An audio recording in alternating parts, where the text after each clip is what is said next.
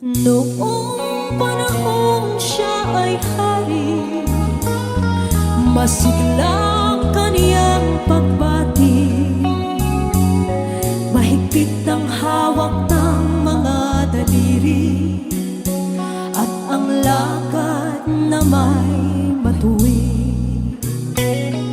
Mahusay ang kaniyang talumpati, makisig kung siya ay magdamit.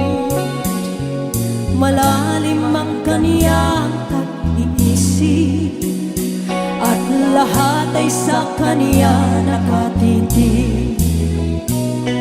Ngunit ngayon siya'y pagod na, mahina na rin ang katawan.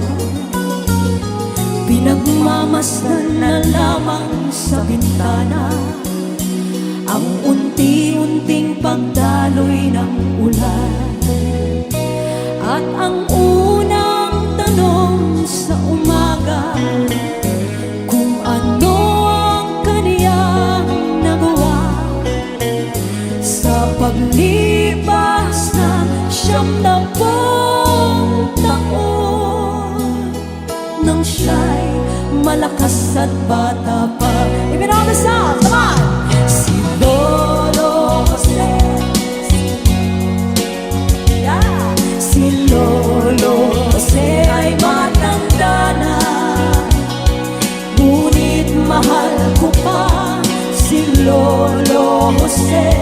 Kahit siya ngayon ay lapos na, sa piling ng mga alaala, lagi na lamang naiisa. Kahit sulyak walang maaasahan, sa anak na di man siya mapagbigyan. At ang unang tanong sa umaga, kung mayroon pa siyang magigisna na liwanag sa nalalaping buhay.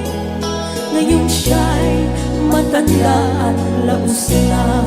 Mama Chan, come on! Si Lolo Jose, si Lolo Jose, si Lolo Jose ay matanda na, ngunit mahal ko pa si Lolo Jose.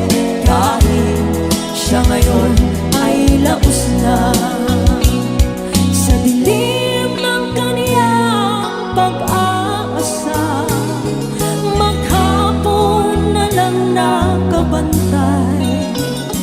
Kung kaniyang matatanaw pa ang hiwaga nang hindi malimot niyang nakaraan, at ang diwalang kahapon di na mapagpuan,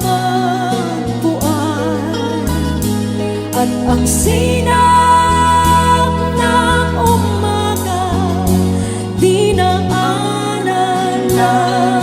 ulan, at ang hirap na nasa puso di na mapapantayan. Kung maaari lang,